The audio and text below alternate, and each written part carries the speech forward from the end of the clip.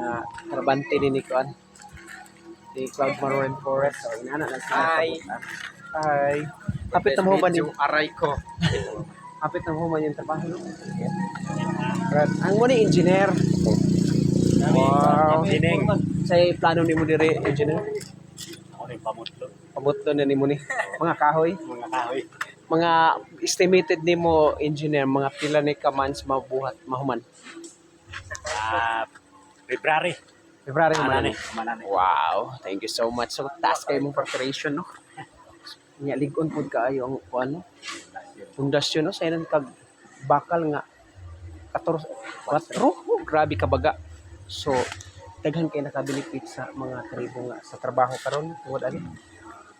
So, unsa man gusto pa gid ka magpatukod og lain kay para madungagan pang atong mga Tukod pa yung tagdaghan. Oo.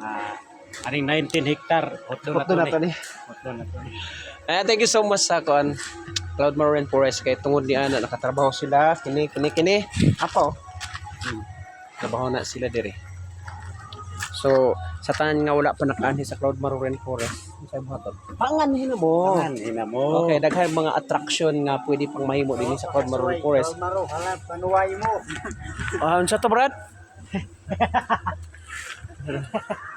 Sa wala pa nakaanhi dinhi, panganhin na mo dire kay para mag-enjoy gyud mo sa Cloud Marine Forest. Presko kay hangin dire. Presko kay hangin dire. So daghan tayo natay kaming attraction karong umaabot nga February 14, no? Ang ato ang dinosaur eating human, unsa pa?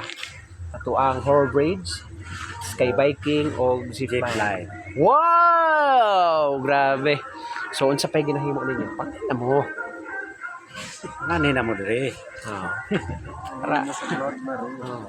Rain Forest. Oh, ayan. Natanaw mga kugihan kay. Thank you so much. God bless you everyone. God bless, Brad. Gigi. God bless. God bless, Brad.